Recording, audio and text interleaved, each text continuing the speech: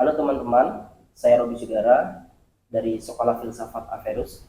Kali ini akan membincang seputar ketuhanan bersama Babit Bapak Ahmad Fadil. Beliau adalah dosen filsafat di Universitas Islam Negeri Sultan Maulana Hasanuddin Banten. Kali ini saya akan mencoba berdiskusi dengan beliau menyoal peristiwa-peristiwa ketuhanan tentunya. Cuma yang akan kita bahas kali ini bagaimana filsafat Cina bersandingan dengan filsafat Islam akan membaca dan menyajikan bagaimana cara menyajikan sebuah kebenaran tentang ketuhanan itu sendiri. Di media sosial sekarang sudah banyak isu-isu tentang religi, tentang ketuhanan yang dibahas. Nah, sangat menarik.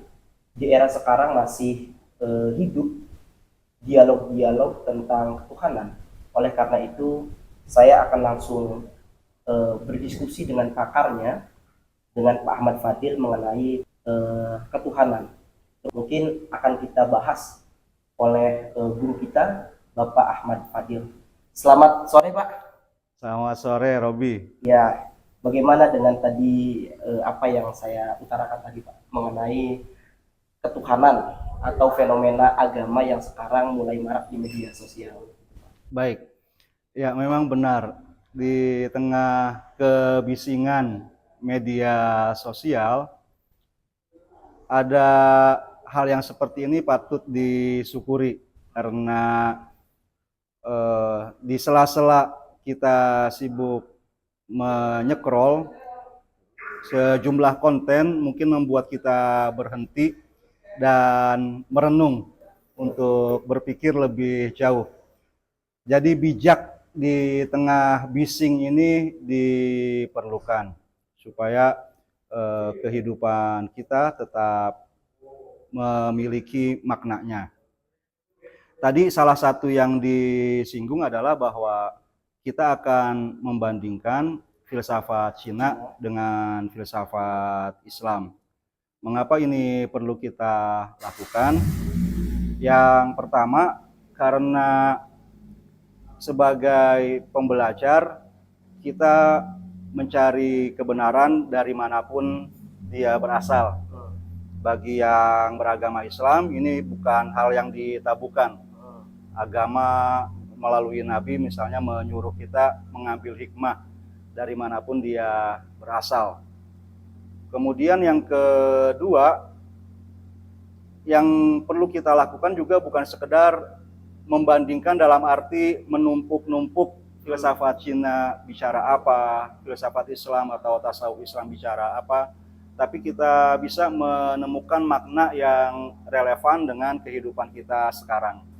Saya pikir kita tidak perlu anti kepada sumbernya, karena yang paling penting adalah apa makna yang ada di balik sebuah ucapan, bukan siapa yang mengucapkannya. Terus Bapak itu pernah bilang bahwa Tuhan itu seperti wifi. Ya, Gimana tuh argumentasinya, Be? ya, WiFi itu tidak kita sadari keberadaannya, tapi aktivitas kita sekarang, Gen Z, gen milenial atau gen kolonial seperti saya yang harus berinternet, itu sangat vital. Apa yang ada di HP saya ini nggak bisa beroperasi kalau nggak tanpa ada jaringannya. Nah, kita asik dengan apa yang ada di dalam HP, ada bermacam-macam aplikasinya gitu ya.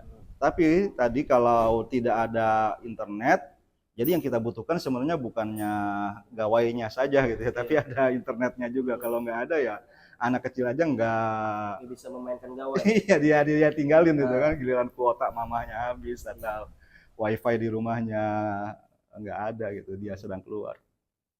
Jadi itu Tuhan juga adalah sumber dari aktivitas kita. Kita ada karena Dia. Kita terus bisa ada, bisa terus beraktivitas karena Dia. Kalau Dia mengambil ya keberadaan kita, maka ya sudah habis pula keberadaan kita. Mungkin di sini jadi teks-teks atau ujaran-ujaran yang dilontarkan para filsuf klasik, baik dari Cina, dari Khazanah Islam, semuanya menarik karena mereka yang bisa memberikan tanda-tanda itu.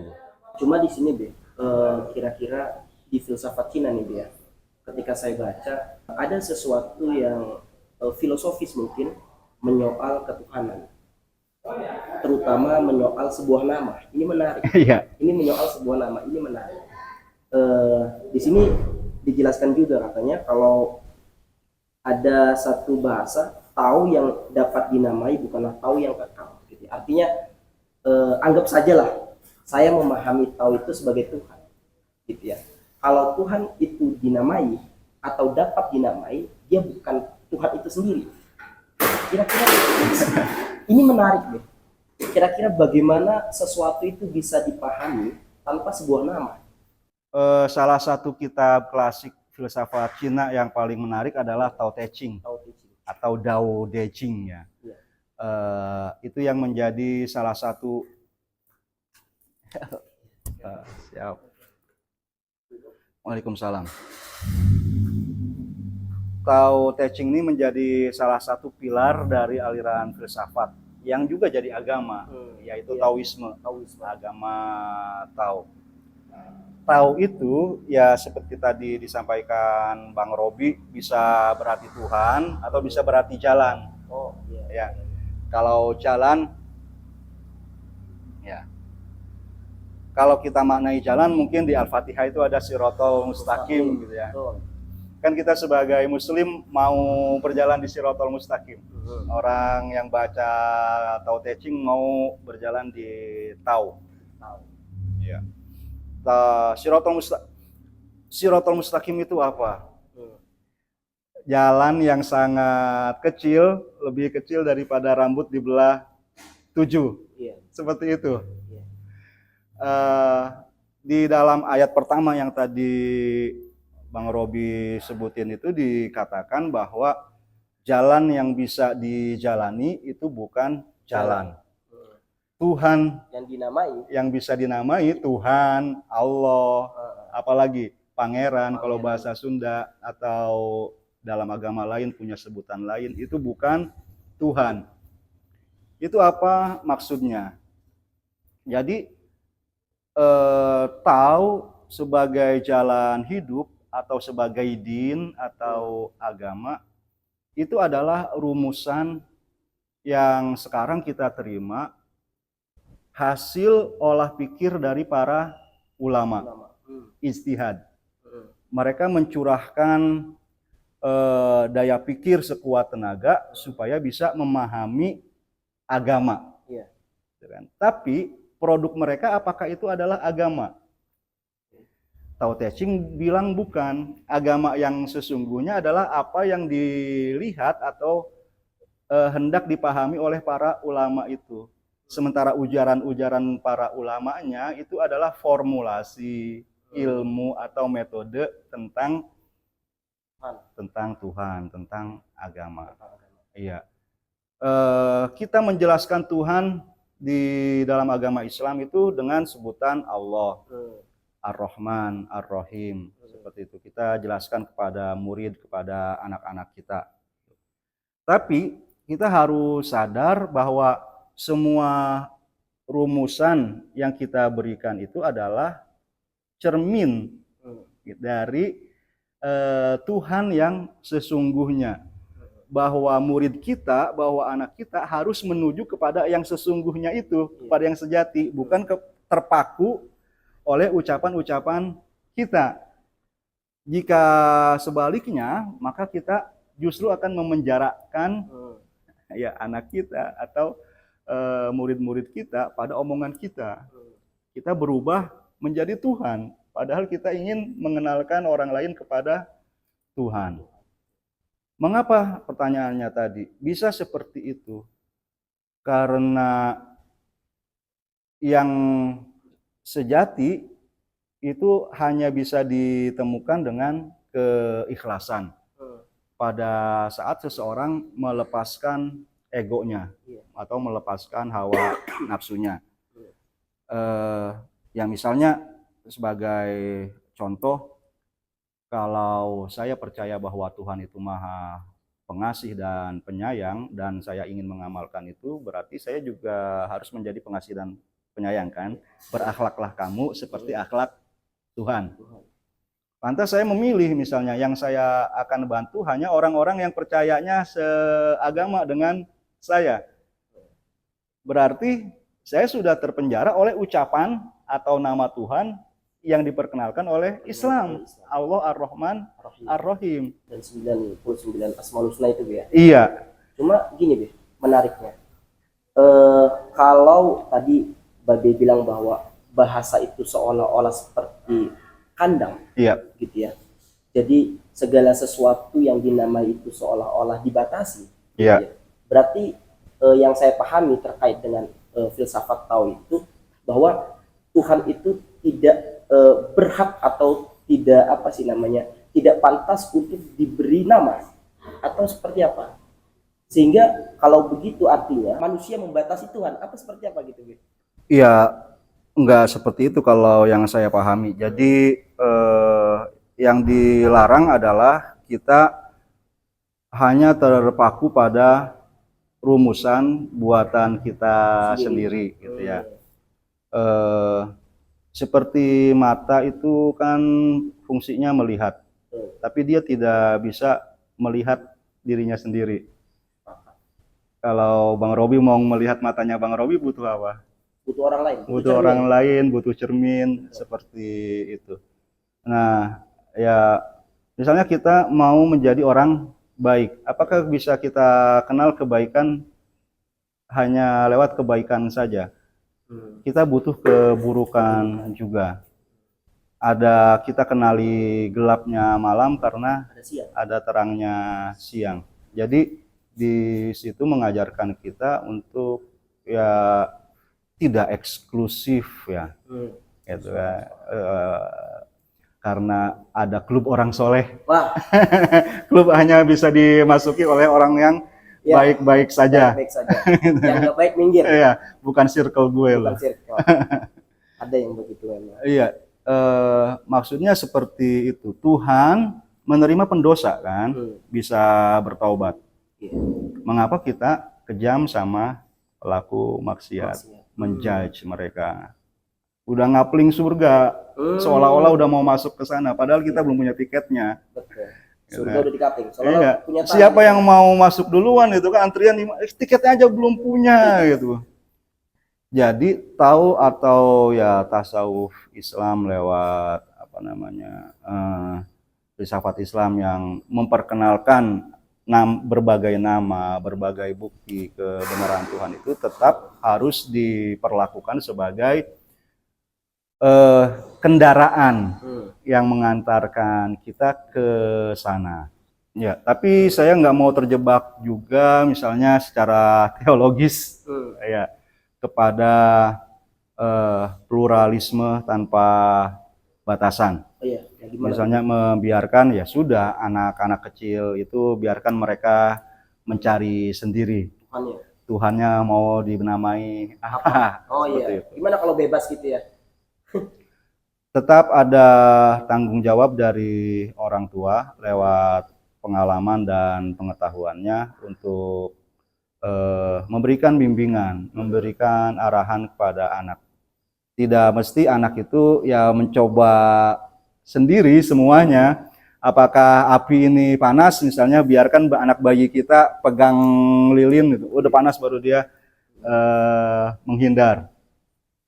Karena kita kan sudah punya bekal pengalaman dan pengetahuan tadi. Ya mungkin kalau terkendali gitu kan, kita tahu dia menyentuh api itu nggak bakal cedera parah, ya kita biarkan. Oh ini api, mengenal panas tanpa sebutan api, jangan didekati lewat pengalaman seperti itu. Oh ini narkoba, jangan didekati. Oh ini korupsi, jangan dilakukan dan sebagainya. Karena orang tua juga punya pengetahuan yang lebih dulu dia peroleh lewat bacaannya, misalnya dengan meneliti sejarah. sehingga dia paham hukum berjalannya dunia ini. Selama keadilan misalnya seperti yang diperjuangkan oleh tadi Nabi Muhammad, Nabi Ibrahim, atau Lao Tzu ya, penulis Tao Te Ching, atau Konfusius, penulis Analek dari Cina.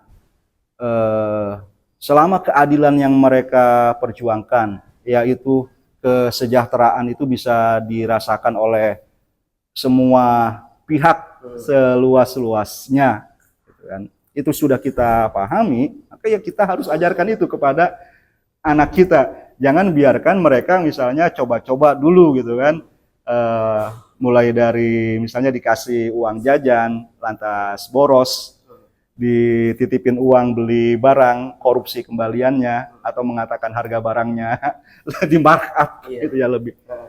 Pengawasan-pengawasan seperti itu tetap betul dapat diperlukan ya, nggak bisa kita sembarangan atau membiarkan permisif. Ya semua agama kan tadi gitu.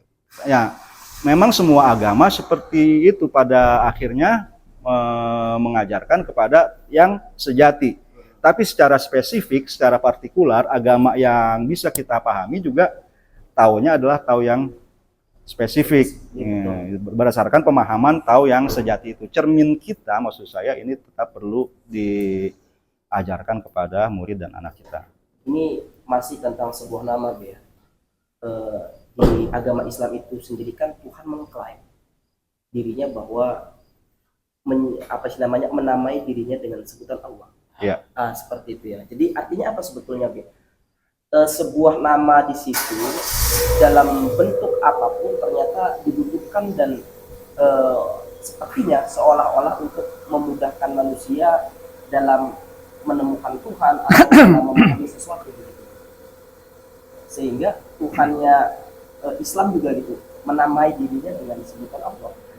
Iya. Kalau kita memikirkan sesuatu yang ada gitu, maka ada yang benar-benar ada. Yang benar-benar ada ini bisa ada di dalam pikiran saja, bisa juga ada di luar pikiran. Yang benar-benar ada di dalam pikiran dan luar pikiran, misalnya konsep ya air, kopi, gitu ya. Di pikiran saya ada, di luar juga ada. Tapi konsep misalnya kuda terbang bisa ada di pikiran saya, tapi nggak ada di kenyataan. Nggak ada kuda terbang, hanya bisa saya bayangkan. Tapi lantas misalnya tentang dua hal yang ada, yang benar-benar ada tadi, saya bisa bikin ucapan, nih, Tuhan, gitu kan, atau ditulis, dan itu berkembang menjadi ilmu pengetahuan, gitu. Yang ada di dalam ucapan, yang ada di dalam tulisan, Tuhan yang bisa ditulis, Tuhan yang bisa diucapkan, Tuhan yang bisa didiskusikan, itu bukan Tuhan. Kata Tao Te Ching seperti itu. Misalnya kalau dulu orang tua atau kakek nenek kita yang belum belajar di UIN, nggak masuk akidah filsafat, nggak mengenal dalil ontologis keberadaan Tuhan, nggak kenal dalil kosmologis atau teleologis gitu ya, nggak mengerti gitu kan bahwa ada kausalitas di belakang semua penyebab, ada penyebab lagi sampai ketemu penyebab yang tidak disebabkan oleh apapun. Misalnya nggak kenal dalil seperti itu, apakah berarti orang tua dan kakek nenek kita nggak kenal Tuhan? Gitu, nggak pernah belajar ilmu teologi, ilmu kalam, ilmu filsafat, ilmu tasawuf. Tapi dia misalnya bekerja di sawah, menyebar benih padi berupa gabah yang benda mati, benih jagung, benih kacang panjang, bayam, gitu. Air juga dia tahu itu benda mati, tapi dia terus melakukan pekerjaannya sebagai petani. Dia siram, dia rawat, sehingga tiba-tiba keluar kecambah, gitu ya. Mulai dari sedikit, kemudian menjadi besar dan sebagainya, sehingga dia takjub. Oh, air yang saya pakai untuk mengairi semua benih ini sama. Tapi kok tumbuhnya beda-beda. gitu kan. Ada yang jadi gabah, padi, ada yang jadi jagung, yang nggak berubah gitu. Saya nggak ngatur apa-apa gitu. Siapa pengaturnya? Dan di situ dia di dalam hatinya tuh hadir, merasakan kebesaran sang pengatur itu. Itu Tuhan kan? Iya. Tanpa disebut. Kalau dia misalnya orang Sunda, aduh, apa ya, pakai bahasa Sunda gitu kan, Gusti Maha Ageng, gitu. Cuma ketika membaca konsepnya Ibnu Arabi terkait dengan man arafa nafsah faqad arafa rabbah itu seperti apa, sehingga siapa orang yang bisa mengenal dirinya gitu ya. Orang kalau belum mengenal dirinya akan sulit mengenal Tuhan gitu. Itu maksudnya seperti apa? Apa ada kaitannya dengan ini, dengan pembahasan kita sekarang? Iya. Salah satu mengenal diri kita adalah ya status kita yang tidak sempurna tadi ya. Kita seperti aplikasi di dalam handphone. Handphone saya sekarang sudah mati nih karena lowbat, nggak dicas. Bahwa kita mengenali status diri kita yang penuh kefakiran, penuh kebutuhan. Kalau kita mengenali itu, menyadari itu, berarti kita akan menyadari ada yang maha sempurna, ada yang maha mengatur, seperti itu. Tapi kalau kita merasa bahwa kita bisa mencukupi diri sendiri, Bang Robi pinter, nggak perlu doa lah, master selesai. Itu kan Bang Robi kaya, nggak perlu doa lah gitu kan. Ya, besok bisa beli Camry, bisa beli BMW. Udah nggak usah butuh Tuhan. Nggak butuh Tuhan kan, gitu. Merasa semuanya seperti itu. Ya bakal bisa berujungnya menuhankan diri sendiri seperti itu. Nah, ya dari situ keberadaan kegagalan seperti yang biasa terjadi pada diri manusia itu menemukan maknanya juga. Kamu diberikan sakit, itu kan selain gagal rencana-rencanamu. Kamu diberikan ya halangan-halangan di jalan, baik berupa kerikil atau bahkan misalnya tembok, jalan buntu. Itu mengingatkan ya seperti itulah apa namanya keterbatasan, ketidakberdayaan diri kita. Kita menerima kekurangan diri ini, tidak memaksa diri kita untuk menjadi yang terbaik, yang sempurna. Ini juga kaitannya dengan apa sih namanya fenomena Gen Z ya. Fenomena Gen Z terkait dengan apa sih namanya lontaran gitu ya, atau ungkapan-ungkapan yang mengatakan bahwa ketika orang gagal atau ketika orang putus asa atau apapun, selalu diklaim, selalu disudutkan karena kurangnya iman. Yep. Itu seperti apa, Bi? Apa benar orang yang gagal itu karena kurang iman atau lain sebagainya? Atau ketika orang nggak hafal sebuah dalil, gitu ya? Itu kadang apa sih namanya sudutan-sudutan kepada kekurangan iman itu kayak mudah sekali gitu dilontarkan. Iya.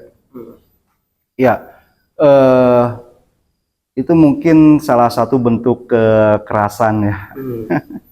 Mungkin walaupun basisnya teologis, tetap sebaiknya jangan dilakukan. Karena kita harus menyadari bahwa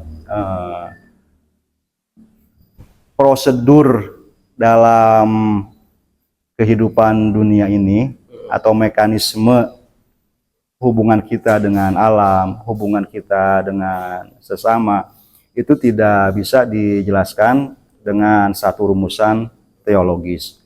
Bahkan akidah juga sudah mengingatkan bahwa ya manusia dibekali dengan pendengaran, penglihatan, dengan hati yang semuanya menjadi instrumen atau alat bagi kita untuk mencari ilmu pengetahuan. Yang ilmu pengetahuan ini yang mengantarkan kita kepada kesuksesan. Begitu. Jadi ya tidak bisa semuanya dibebankan pada aspek relasi kita dengan Tuhan. Tapi bagaimana juga relasi kita dengan manusia, dengan alam tadi. Seperti kalau di Al-Fatihah, iyyaka na'budu wa iyyaka nasta'in. Beberapa penafsir mengatakan bahwa nasta'in itu adalah gunakan kemanusiaan ya. iya, aspek-aspek kemanusiaan, akal yang diberikan sama kepada baik yang mukmin atau yang kafir.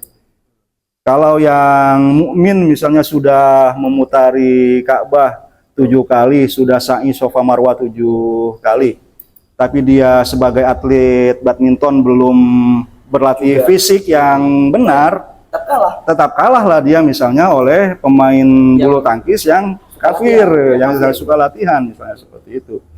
Jadi ya seperti juga misalnya ada sholat istisqa. Kalau kita sekarang sebenarnya musim hujan ya. Kalau misalnya sedang musim kemarau, ya panas, lama hujan tidak turun. Sains ada cloud seeding, bikin hujan buatan.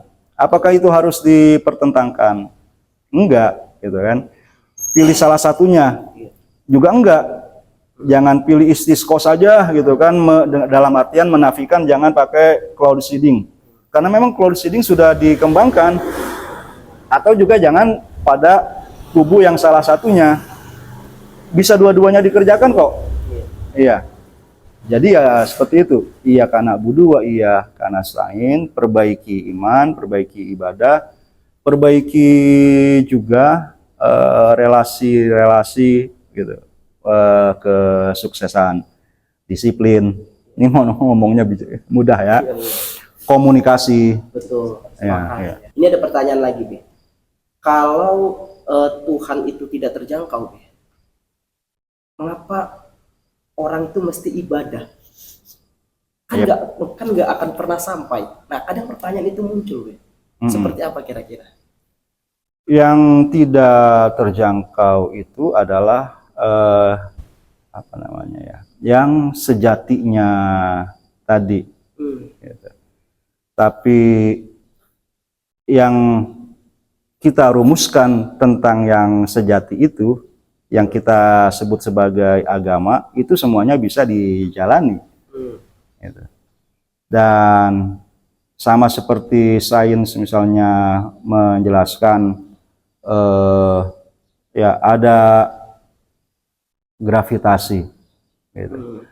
Apel tetap jatuh ke bumi, tetap ke tanah, gitu kan, tanpa ada penjelasan teori gravitasinya. Tapi dengan memahami gravitasi, gitu kan, memahami teori, kita bisa mengembangkan hal-hal yang lain. Ya, saya nggak tahu, bukan ahlinya, tapi misalnya mengapa ada besi di angkasa, di udara yang tidak jatuh, gitu kan, pesawat terbang. Ada besi di laut yang tidak tenggelam. Padahal di situ juga semuanya ada gravitasi. Itu karena manusia dengan menjalani apa yang tidak sempurna itu, ya dia sedang mendekati kepada yang sempurna. Yang tidak terjangkaunya yang tidak terjangkaunya itu ya tidak perlu kita lakukan, tapi juga dalam waktu yang gini, kalau kita menjalankan sesuatu, kalau kita menjalani agama, kemudian kita merasa bahwa kita sedang menempuh kalau kita menjalani ajaran agama, lantas kita merasa bahwa kita sudah sampai di tujuan, itu salah. Karena kenyataannya kita masih berada di jalan. Apakah manusia tidak akan sampai pada tujuan itu? Saya pikir di sini lantas kewajiban kita adalah ya melaksanakan apa yang wajib. Masalah sampai itu adalah anugerahnya, gitu. Iya, rahmat Tuhan. Iya. Apakah ya rasa sampai itu juga bisa jadi salah gitu kan, karena kita mengabsolutkan diri kita yang relatif gitu. Dari pembahasan yang tadi ya, yang dari awal mengenai nama, kemudian mengenai naik turunnya iman seseorang, kira-kira apa statement akhir yang ingin Babi sampaikan kepada Gen Z supaya bertuhan itu dengan sadar, kemudian bertuhan juga dengan ilmu dan tidak stres ketika bertuhan gitu loh. Iya, ya di tengah distraksi media sosial, kita tetap perlu menyepi atau merenung sejenak untuk mencari kebijaksanaan atau kebermaknaan di tengah kebisingan tadi.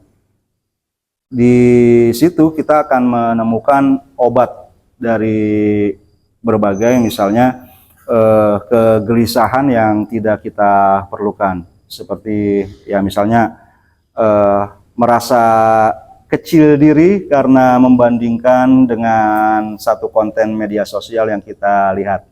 Konten teman kita misalnya yang dia tampilkan kan sudah pakai filter, sudah ya itu jadi terlihat bagus, padahal di balik itu ya dia adalah ya sama dengan diri kita, punya masalahnya masing-masing gitu. Jadi kita dengan mencari kebijaksanaan atau makna di tengah kebisingan ini juga bisa menemukan jalan kita, jalan yang tepat bagi kita